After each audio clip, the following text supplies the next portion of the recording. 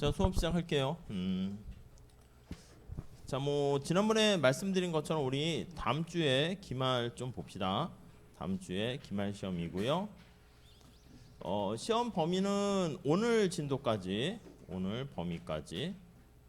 중간고사는 포함 안 됩니다. 중간고사 이후인데 등량곡선 같은 게 다 무차별 곡선하고 관련돼 있으니까 한계 기술 대체율 그건 한계 대체율랑 똑같으니까 그런 개념들 그대로 적용하시면 될 것 같습니다. 그래서 오늘 범위까지 그러니까 대략 이제 독점에 대한 기본적인 내용까지 아마 나가지 않을까 합니다. 예. 문제 스타일은 중간고사랑 비슷하게 낼게요. 30문제 냈나? 몇 문제 냈지? 25문제 냈나? 객관식으로 낼 거고 난이도는 아주 쉽게요. 낼게요. 난이도는 아주 완전 쉽게 오케이? 예, 이렇게 하도록 하시죠.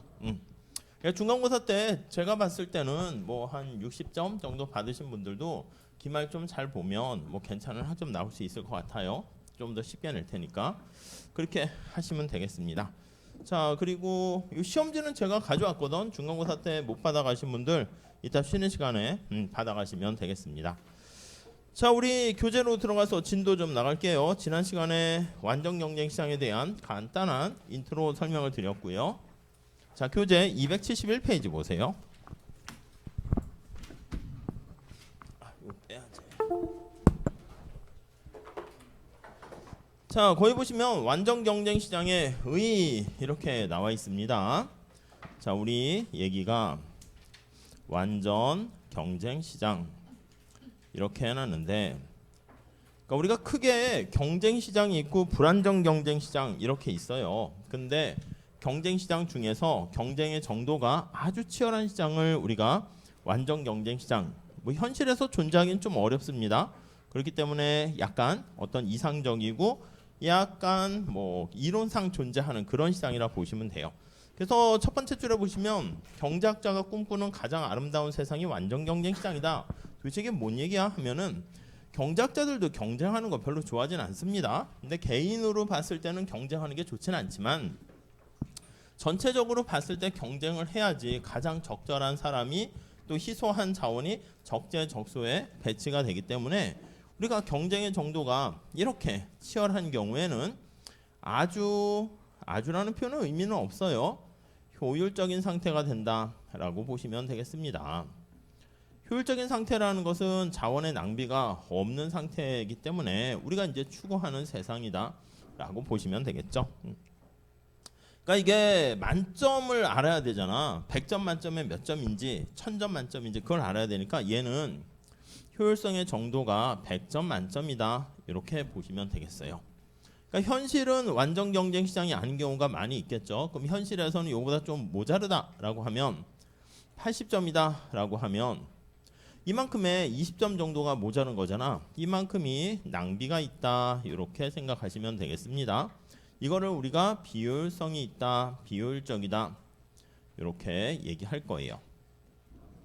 그래서 우리가 한 사회가 가지고 있는 노동과 자원을 통해 가지고 최대한 생산할 수 있는 아주 효율적인 상태를 상정했을 때 현실은 그거에 얼마나 미치지 못하느냐 그 정도를 얘기해야지 비교 평가를 할 수가 있게 되는 것입니다. 자, 우리 다음 페이지 가보시면 개념은 대충 알았고 완전 경쟁 시장이 되기 위해서는 어떤 조건이 필요해? 완전 경쟁 시장의 특성이라고도 볼 수 있습니다. 우리가 지난번에 잠깐 얘기했지만 여러 가지 기준으로 우리가 완전 경쟁, 독점, 그리고 과점 이렇게 나눌 수 있는데 첫 번째는요. 시장에 참여하는 참가자가 굉장히 많아야 됩니다.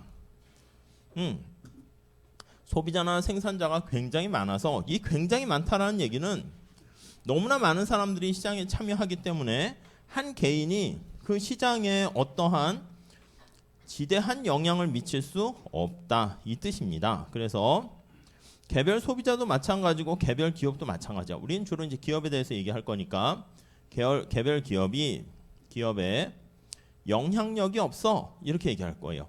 영향력이 없다? 어디? 시장에 영향력이 없는 거예요. 시장 하면 제일 중요한 게 가격 아니겠습니까? 그게 이제 하나의 신호등 역할을 하는 건데 그 가격에 영향력을 행사할 수 없다는 거예요. 그러니까 가격을 막 조정할 수 없다는 거야. 그래서 개별 기업에 영향력이 없다. 이 얘기는 시장의 가격에 만약에 이렇게 영향 없다니까 조정을 못해 이렇게요. 그래서 우리가 뒤에 얘기할 건데 시장에서 결정된 가격을 받아들인다 해서 가격 수용자다 이렇게 얘기할 거예요. 이 프라이스 테이커 이런 표현을 쓸 거예요. 이게 이제 가장 중요한 특징 중에 하나다 이렇게 보시면 되겠습니다. 이제 무수히 많은 참가자가 아니라 독점이다 그러면 기업이 하나 있잖아. 그럼 시장의 가격을 자기 마음대로 정할 수 있겠지. 과점이라고 해도 기업이 몇 개 없으면 또 영향을 미칠 수가 있을 겁니다. 이게 이제 첫 번째 특징. 다음 두 번째 보시면 조건이 보시면 상품이 동질적이다 이렇게 나와 있습니다. 상품이 동질적이다. 여기서 말하는 거는 우리가 전자제품 노트북 같은 것도 보면은 모델명에 따라서 약간씩 차이가 있고 옵션이 다를 수 있는데 완전히 다 똑같은 거야. 더 나가서 오른쪽에도 나와 있는데 완전히 동일하다라는 얘기는 뭐 AS까지도 똑같은 거야. 예, 그렇게 보시면 되겠습니다. 다음 세 번째 볼게요. 세 번째는요. 진입과 퇴출이 자유로운 거야. 개별 기업 입장에서 보시면 돼요. 퇴거라고 쓸까요? 이게 자유롭다. 그러니까 이거는 진입하는데 퇴출하는데 어려움이 없어요. 진입 장벽이 없다. 이렇게 보시면 돼요. 그럼 다른 건 있습니까? 독점은 진입 장벽이 있지. 그러니까 기업이 하나만 있잖아. 그러니까 거기에 누가 어떤 독점 기업이 이득을 얻고 있다라고 해도요. 새로운 기업이 들어올 수 없다라고 보시면 되겠어요. 다음 네 번째 다음 페이지 가볼게요. 자, 완전한 정보의 소유, 완전 정보다 이렇게 보시면 되겠습니다. 뭐 가격이라든가 모든 거에 대해서 사람들이 다 알고 있다는 거예요. 그래서 현실에서는 완전 경쟁 시장을 이런 조건을 다 충족시키기 어렵기 때문에 여기서 뭐 한두 개씩 깨고 현실의 상황을 얘기할 겁니다. 자, 3번에 보시면은요. 경쟁 기업이 직면하는 수요 곡선 이렇게 하는데 자, 완전 경쟁 시장의 제일 큰 특징이 시장에서의 가격이 고정돼 있다는 거잖아요. 그래서 어떻게 보냐면 278페이지 표를 하나 볼까요? 자, 우리 요 시장에 엄청나게 많은 기업들이 바글바글하게 존재합니다. 바글 다 기업이야. 삼각형이 크기가 달라도 이해해 주세요. 똑같은 거야. 그만 그릴게요. 이렇게. 자, 그러니까 시장에 엄청나게 많은 기업들이 존재하고 소비자도 마찬가지야. 그래서 여기 존재하는 요 개별 기업은 사실 뭐 똑같아. 노동 시장이다 그러면 노동자들이 우리가 현실에서는 뭐 능력이라든가 뭐 아니면 경험, 학벌 등등등 나이 차이가 있을 텐데 노동 시장이 완전 경쟁 시장이다 그러면 노동자들이 다 똑같은 거야. 누굴 고용해도 상관없어. 우리가 노동자들이 능력이 다르고 이질적이기 때문에 사람 이름이라는 게 필요한 건데 만약에 완전히 똑같으면 글쎄 로봇이나 AI처럼 돼버리면 이름이 없어져요. 그걸 익명성이 이제 적용되는 거야. 사람 넘버링으로 이제 되는 거야. 몇 명이 고용되는가가 중요한 거지 누가 오는가는 의미가 없습니다. 여기서도 마찬가지야. 누가 생산하는가? 어차피 똑같은 물건을 생산하니까 소비자들은 어차피 누구한테 사든 상관없어요. 그래서 이 개별 기업은 힘이 없어. 개별 기업 입장에서 봤을 때는 힘이 없다는 것은 시장에서 얼마 이렇게 결정됩니다. 우리가 챕터 2장에서 봤던 수요 공급 거기서 결정돼요. 결정된 가격을 그냥 받아들입니다. 수용한다 이렇게 얘기할 거예요. 그래서 프라이스 테이커다 이렇게 표현을 할 겁니다. 그러니까 콜라 가격이 1,000원이다 그러면 1,000원 그대로 그냥 내가 뭐 가격을 100원이라도 조금이라도 올리면 고객들이 아무도 안 오고요. 그리고 1,000원이면 다 팔리는데 굳이 뭐 900원에 팔 이유가 없는 거죠. 그래서 거기 보시면 가상적으로 가격을 거기 7이라고 했습니다. 만약에 예를 들어서 가격이 7이라고 할게요. 이렇게. 자, 그러면 이 가격이 7로 정해져 있는 거야. 그래서 거기 표를 살짝 몇 개 보도록 합시다. 그러면 자, 우선 첫 번째 P가 7로 일정해요. 내가 Q를 하나도 생산 안 하고 하나 생산하고 두 개 생산하고 세 개 생산하고 여기까지만 할게요. 세 개까지. 그리고 가격은 언제나 이렇게 7로 똑같습니다. 7로 똑같습니다. 이렇게요. 그 도대체 뭐 하려고 하는 거야? 그러면 우리가 총수입을 한번 구해보려고 해요. 자, 총수입이라는 것은 바로 뭐냐면 P 곱하기 Q 해가지고요. 얼마짜리 몇 개 팔았니? 그게 바로 총수입이다 라고 알고 있어요. 자, 그럼 P 곱하기 Q야. 근데 가격이 7인데 하나도 생산 안 했으니까 얘는 빵이죠. 여기는 어떻게 될까? 여기는 P 곱하기 Q니까 7 곱하기 1 해서 7. 여기는 14. 여기는 21. 이렇게 되겠죠. 뭐 별로 어렵지 않습니다. 자, 그러면 우리가 여기서 이제 지난번에 봤었던 용어들 정리 좀 할게요. 평균 수입이라 할까요? 평균 수입. 요 평균 수입은 총 수입을요 Q로 나눠주면 이게 평균 이렇게 되는 거예요. 용어 정리 빨리 하셔야 돼. 그래서 요거는 토탈 해가지고 얘는 총 수입, 토탈 레버뉴 이렇게 하고 얘는 에버리지 이렇게 됩니다. 평균 수입. 자, 그럼 총 수입을 Q로 나누게 되는 거니까 Q가 제로일 때는 의미가 없으니까 뺄게. 1일 때 얼마야? 1일 때 총 수입이 7이잖아. 7을 1로 나누고 여기는 14를 2로 나누고 21을 3으로 나누고. 그렇죠? 평균 수입. 그러니까 이 평균 수입과 P는 언제나 똑같은 거 알 수 있고요. 이거 계산 안 해서 그런데 하면 다 7777 똑같다는 거 알 수가 있을 겁니다. 자, 그다음 조금 더 들어가 볼까? 한계 수입 한번 또 계산을 해보도록 하겠습니다. 한계 수입. 자, 여기서 한계 수입 여기 보시면 MR 이렇게 쓸게요.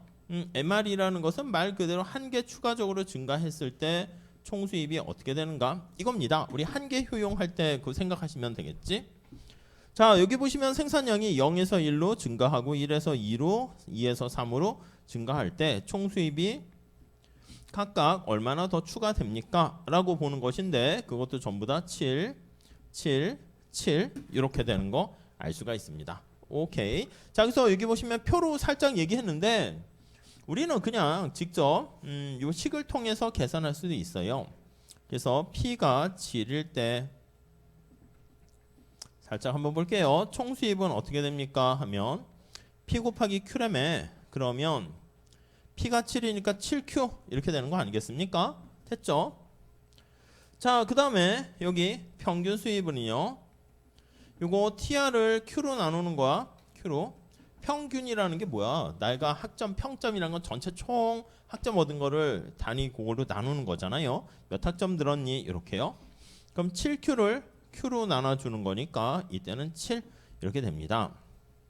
자, 한계 수입이라는 것은 자, 요거 미분하는 겁니다. 한 단위 증가했을 때 이렇게 TR을 Q로 미분하면 7 이렇게 되는 거 알 수가 있겠죠. 그래서 우리가 여기서 알 수 있는 것은 바로 뭐가 되냐면 P가 이렇게 7이 되면 TR 7Q 이렇게 되네. 그래프 그려볼까요? 그래프 옆에다 그려볼까? 이렇게 이렇게 여기다 이렇게 이렇게 한번 해보도록 하겠습니다. 자, TR은 어떻게 돼? TR은 여기다가 Q라고 쓰고 TR이라 쓸게. TR은 7Q 이렇게 있으니까 빵일 때 빵이고요. 여기 몇 개? 그냥 직접 하면 되겠지. 우상향 직선 이렇게 될 거예요. TR은 7Q. 기울기가 7인 거 이해되시죠? 요게 기울기야. 기울기 7 이렇게요. 기울기 이렇게요. 네, 이렇게 돼 있고요. 그 다음에 밑에 AR하고 MR을 구해볼게요. AR과 MR 지금 다 7로 일정하잖아. 근데 AR이라는 것은 여기 보시면 평균이잖아. 평균은 원점에서부터 기울기 그 점까지 이렇게 보시면 되겠어요. 그러니까 요점, 요점, 요점 이렇게 있으면 원점에서 기울기를 한번 표현을 해보면 이렇게 되죠. 이렇게 좀 진한 색깔로 해볼까? 이렇게, 이렇게, 이렇게 예, 일정합니다. 7로 일정해요. 그래서 여기가 7 이렇게 되면 AR 이렇게 돼요. MR 한번 구해볼까요? MR은 왼쪽에 계산을 해놨지만 접선의 기울기가 MR입니다. 요거, 요거, 요거 이게 MR이야. MR, MR, MR도 똑같습니다. 그래서 여기 나와 있는 것처럼 MR도 이렇게 똑같이 되는 거 알 수가 있어요. MR. 이게 뭐랑 같다? 이게 P랑 똑같죠? P랑 똑같습니다. 자, 그래서 우리가 제일 중요한 들어오세요. 네, 완전 경쟁 시장의 제일 중요한 특징 중에 하나다라고 하면요. 시장에서 결정된 가격을 받아들인다. 이렇게 얘기했잖아요. 이게 제일 중요한 건데. 요거 가격 수용자가 제일 중요한 건데. 이 얘기는 뭡니까 하면은요. 가격이 이렇게 일정하게 주어져 있고요. 이 얘기는 뭡니까 하면요. 요거 있잖아요. 요게 제일 중요해요. 자, 그래서 개별 기업에 여기 나와 있는 P가 수평 7로 일정한데 AR과 MR도 다 7로 일정하다. 이렇게 보시면 되겠습니다. 우선 거기까지 먼저 잘 보시죠. 아니 그럼 이 7은 어떻게 결정되는 거야? 우리 앞에 가볼게요. 바로 앞에 가보시면 274페이지. 자, 그림 다시 한번 그려보도록 하죠. 우리 전에 얘기할 때 이 시장 전체라고 쓸게요. 수요 공급 먼저 배웠잖아. 그거는 이제 시장 전체를 나타내는 거고, 지금 이쪽에서 하는 거는 그 시장 전체에서 활동하고 있는 하나의 개별 기업을 끄집어내서 이렇게 보고 있는 거예요. 자, 그래서 여기 나와 있는 것처럼 시장 전체에는 무수히 많은 물건을 여기 사려는 사람과 생산하려는 사람들이 이 개별 소비자들이 수요 곡선 우하향하는 거를 다 합친 거야. 그래서 이게 시장 전체 수요 곡선이고 시장 전체 공급 곡선입니다. 여기가 이제 균형 이렇게 되는 거죠. 앞에서 얘기하게 되면은 여기 생산량이 이게 시장 전체니까 마켓이라고 쓸까요? 이게 무슨 한 뭐 100만 개 이렇게 있는 거야. 엄청나게 많이 있는 거야.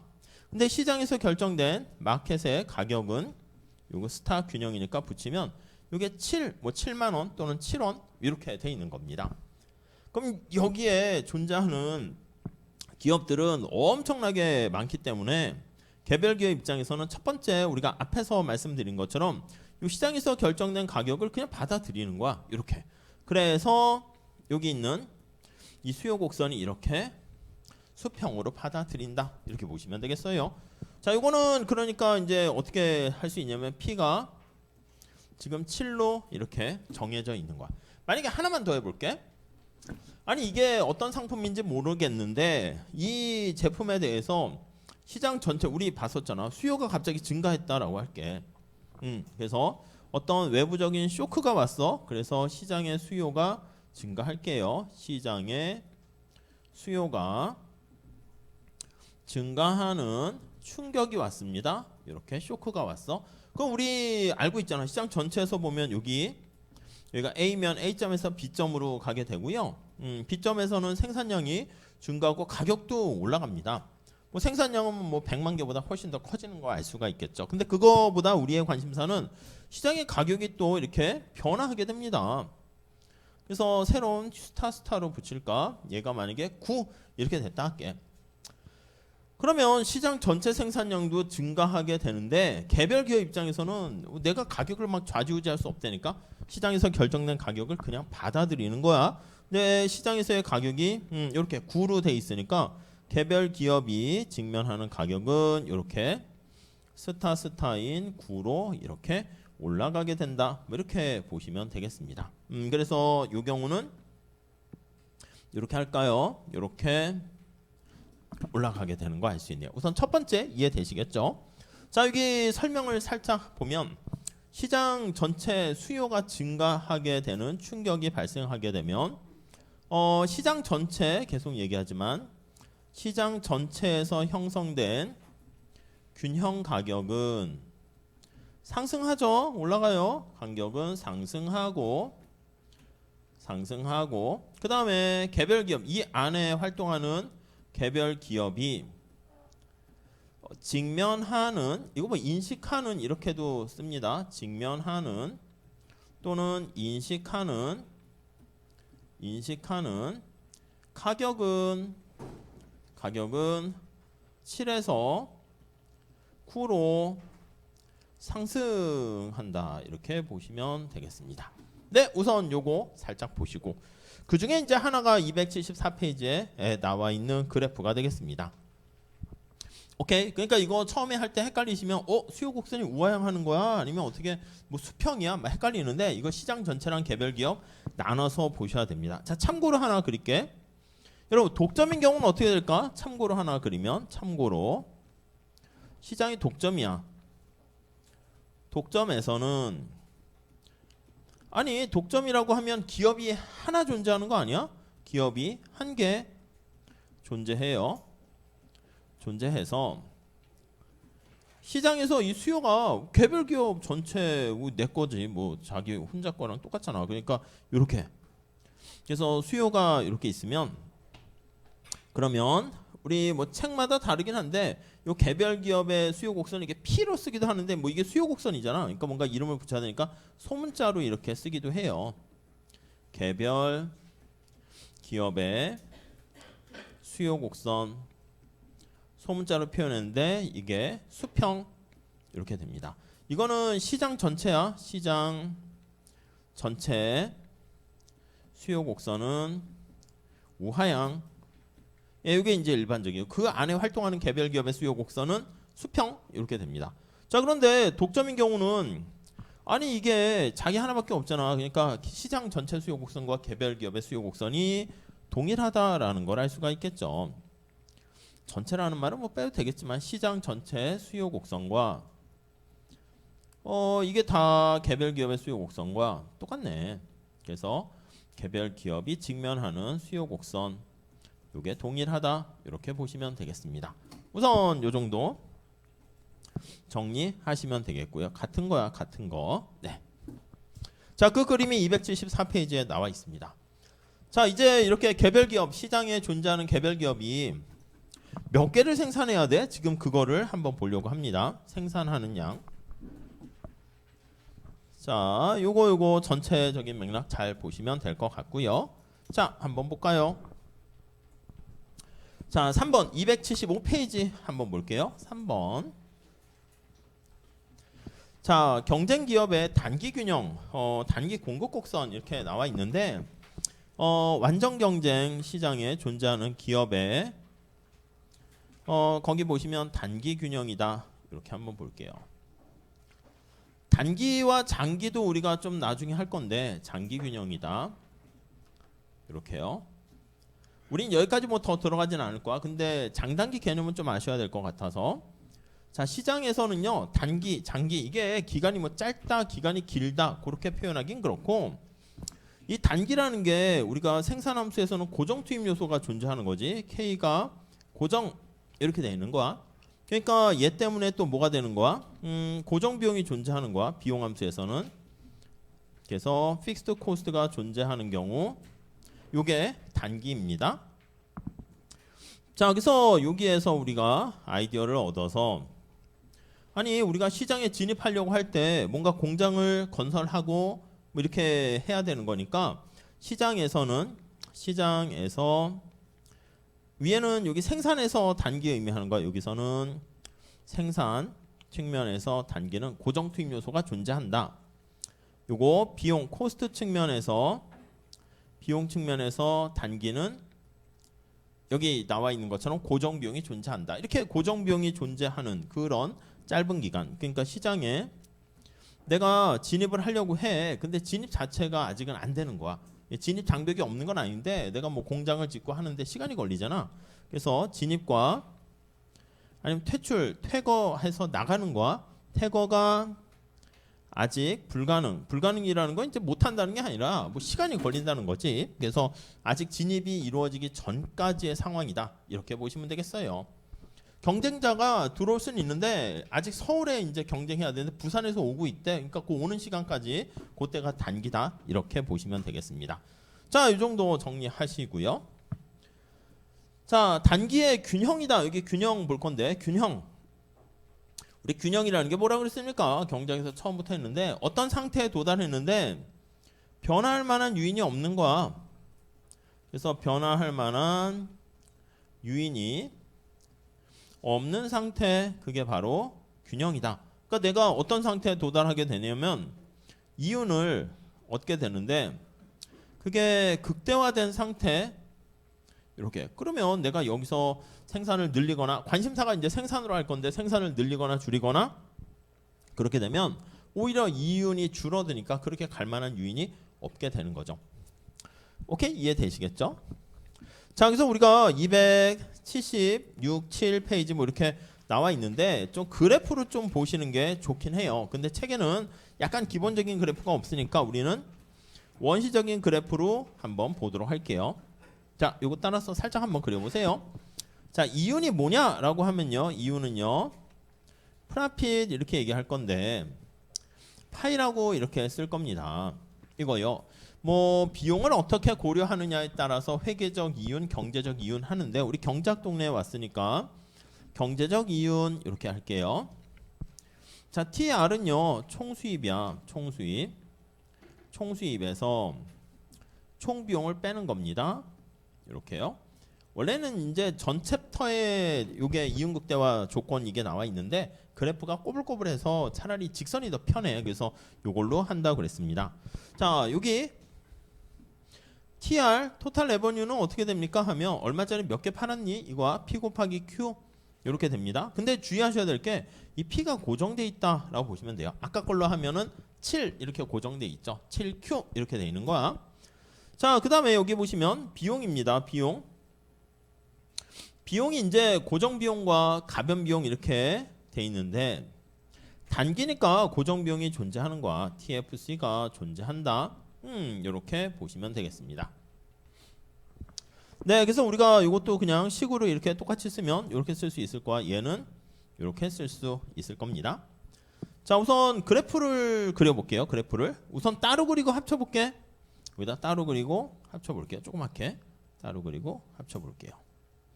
자, 그러면 여기 Q라고 그러고 여기도 Q라고 그러고 여기가 TC라 그러고 여기가 TR이라 그럽시다. 자, 앞에 TR 어떻게 생겼어요? TR 앞에 요 TR 우리가 봤었네. 여기 보시면 요거 TR 우상향하는 직선으로 된 거 보이시죠? 7Q 이렇게 돼 있어. 여기다 그대로 그립시다. TR 이걸로 할까요? 그러면 이렇게 우상향하는 직선 이렇게 돼 있어요. 오케이, 이해되시죠?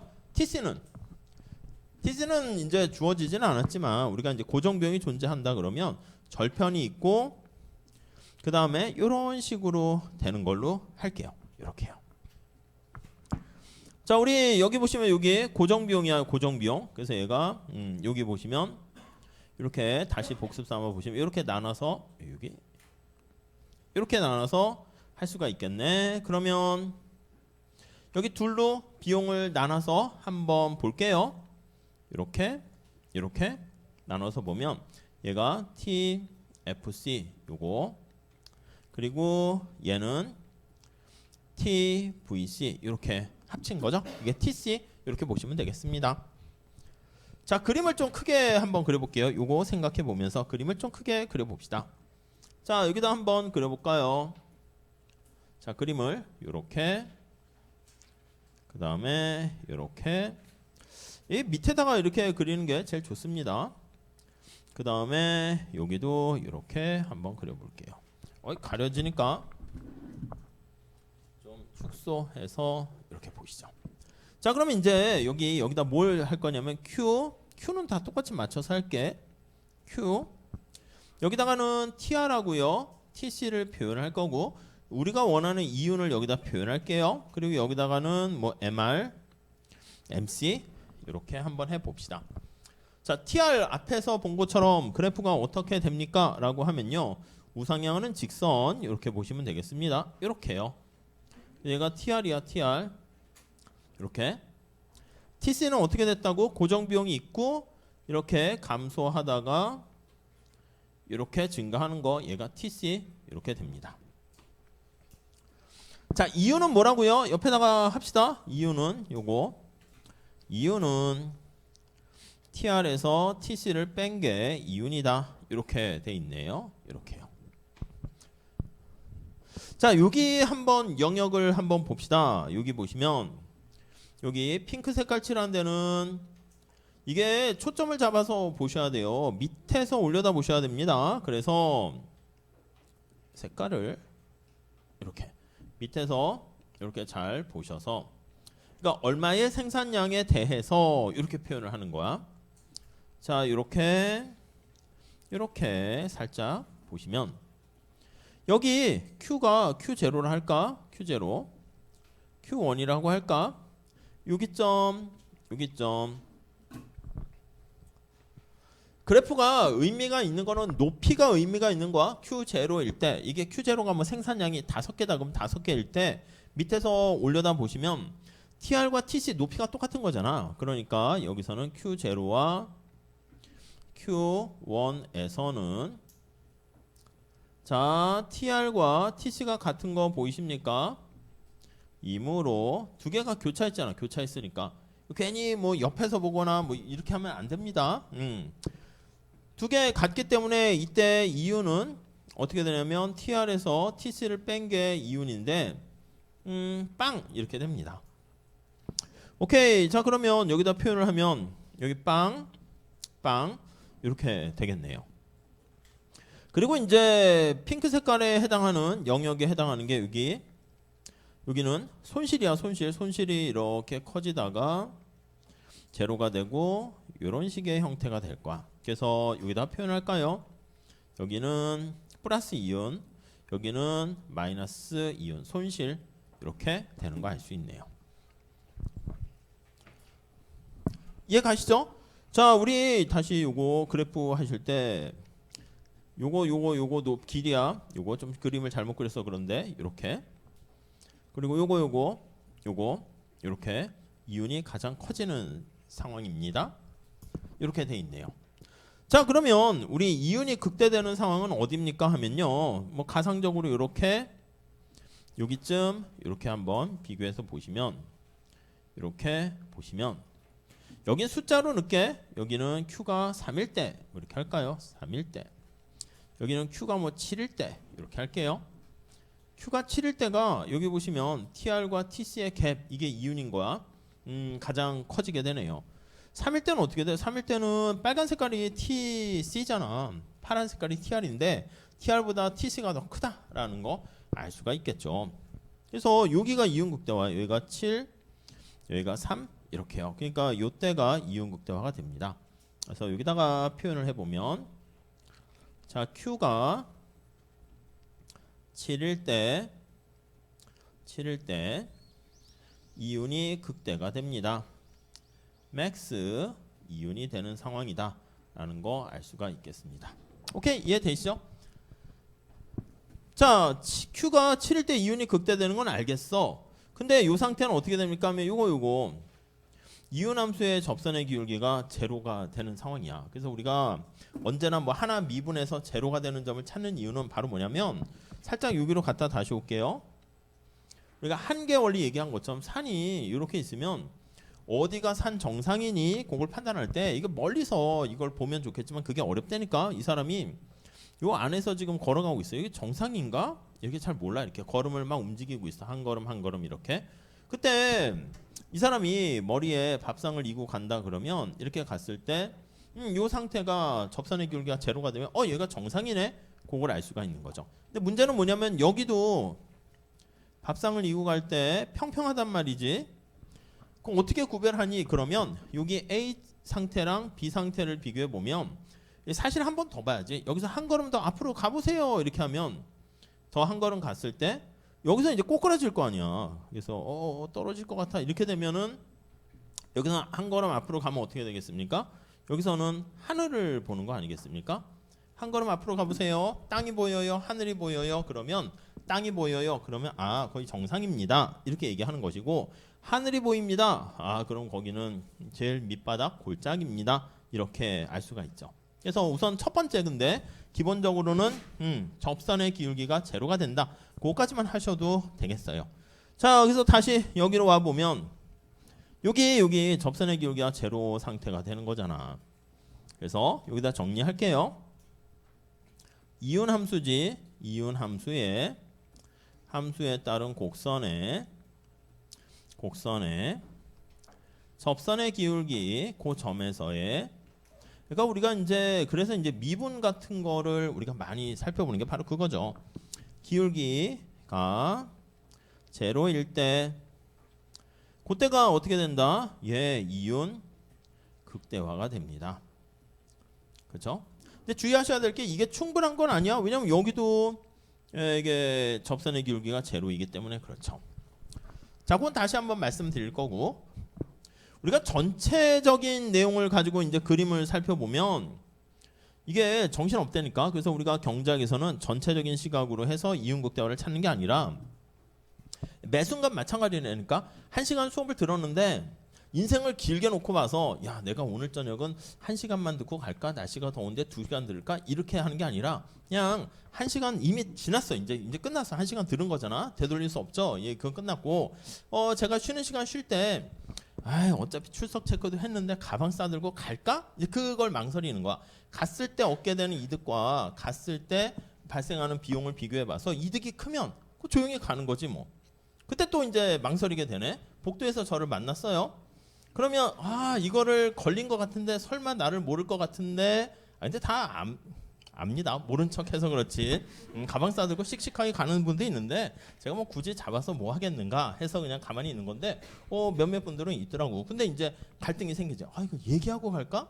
얘기하면 뭐 가지 말라고 할 것 같지는 않은데 뭐 막 이렇게 그래서 할까 말까도 이제 고민하는 거예요. 우리는 늘 그런 거야. 매 순간 직면한 순간에서 뭐 할까 말까 여기 아니면 얼마나 더 할까 지금 여기서 얼마나 더 할까 할 때 우리가 선택하는 거야. 그렇기 때문에 이윤극대화 이게 다 중간에 있는 곡선식이 보이면 좋은데 현실에서는 그거 대신 한계 원리를 이용해서 볼 겁니다. 자 그래서 앞에서 본 것처럼 TR의 접선의 기울기가 MR인 거지. 근데 여기 완전 경쟁 시장에서는 이 MR이 앞에서 본 것처럼 AR하고도 똑같고요. P랑도 똑같게 됩니다. 자, 그 다음에 여기 보시면 MC는 TC의 접선의 기울기 아니겠습니까? TC의 접선의 기울기 이렇게 돼요. 이렇게. 자, 그래서 그게 어떻게 하냐면 여기를 지나고 이렇게 그리고 여기서 가장 이게 두 개가 만나게 됩니다. U자 형태가 되는데 좀 지저분하게 됐는데 좋아요. 자 그러니까 MC를 그립니다 하면은 여기다 접선의 기울기를 살짝 체크해서 볼게요. 이렇게 좀 억지스럽긴 하지만 여기가 같은 거야. 접선의 기울기가 얘랑 얘가 똑같은 거예요. 보이시죠? 두껍게 칠할까요? 얘랑 얘가 같은 거야. 얘가 여기도 같은 거야. 이렇게 평행한 거야. 이렇게 여기다 내용을 더 쓰면 이거는 바로 뭐가 되는 거냐면 MC 요거는 MR 요것도 MR 접선의 기울기가 얘는 MC 두 개 평행하잖아. TR의 접선의 기울기 MR TC의 접선의 기울기 MC 두 개 지금 같아요. 같은 점이 여기 이렇게 있는 거야. 그래서 MC를 그리게 되면 이렇게 해서 뭐 이런 모양의 형태가 됩니다. MC. 자, 그래서 이윤극대 되는 상태가 바로 여기가 7, 여기가 3 이렇게 있으면 이게 A점, B점, MR과 MC가 같은 점이 두 개 생기는데 B는 이윤극대 상태가 아니네. 오히려 손실이 극대되는 상태입니다.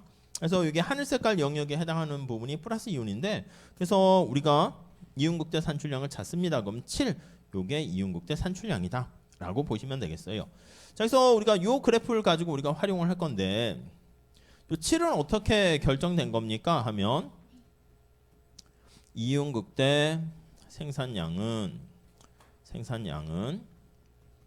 자, 이거 조금 어려울 수 있는데 그냥 어차피 익숙하게 할 거니까 좀 봐보세요. 이윤함수가 TR에서 TC를 빼는 거잖아요. 이거에서 자, 우리는 앞에서 봤어. 요거 접선의 이윤함수의 접선의 기울기가 제로가 될 때 거기서 이윤극대화가 된다 그랬습니다. 그러면 이걸 미분하는 거야. 미분을 해서요. 한 단위 변화시키는 거야. 그래서 이게 제로가 되면 이때가 바로 접선의 기울기가 빵이라는 뜻이죠. 이윤함수의 접선의 기울기가 빵 그 뜻입니다. 여기다 다시 한번 체크를 해보면 요의 기간은 여기다 쓸게요. 얘는 여기다가 살짝 공간이 부족해서 얘는 이윤함수의 이거의 접선의 기울기가 제로인 경우 이렇게 됩니다. 그건 기하학적으로 나타낸 것이고 자 옆에다가 위에 식으로 보면은 이렇게 TR을 이렇게 Q로 미분하고 TC를 이렇게 Q로 미분해서 빵 이렇게 됩니다. 여기 0 하나 더 쓸게요. 이렇게 자 그래서 우리한테 필요한 건 요거 있잖아. 요거 TR을 Q로 미분한 거 요거 그러니까 처음 하실 때 제가 갑자기 뭐 TR, MR, AR 뭐 이런 거 많이 집어넣는데 그 용어 정리만 먼저 극복하시는 게 제일 관건입니다. 그래서 제가 말씀드린 것처럼 단어 외우는 것처럼 그런 거에 좀 익숙하게 해주시죠. TC가 뭐였지? MC가 뭐였지? 예, 요게 이제 빨리빨리 잘 안 되면 좀 그거 찾는데 시간이 걸리니까 용어만 이렇게 포스트잇에 적어 가지고 좀 빨리빨리 익숙하게만 하면 내용은 별로 복잡하거나 그렇진 않아요. 자, 그래서 정리를 하게 되면 이윤극대 생산량은 여기에서 그래서 MR과 MC가 같을 때 결정된다. 이렇게 보시면 되겠습니다. 자, 여기까지 우선 하나 하고요. 잠깐 쉬었다가 뒤에 280페이지 나와 있는 그 그래프를 좀 설명을 드릴게요. 그래서 요거 한번 잘 봐보시면 되겠어요. 어떤 걸 놔둘까? 뭐 어차피 다 거기서 거기 하는데 이게 이제 제일 중요한 완전 경쟁 시장의 특성이고요. 결론은 그냥 이 그래프 자꾸 보시면 될 것 같습니다. 잠깐 10분간 쉬었다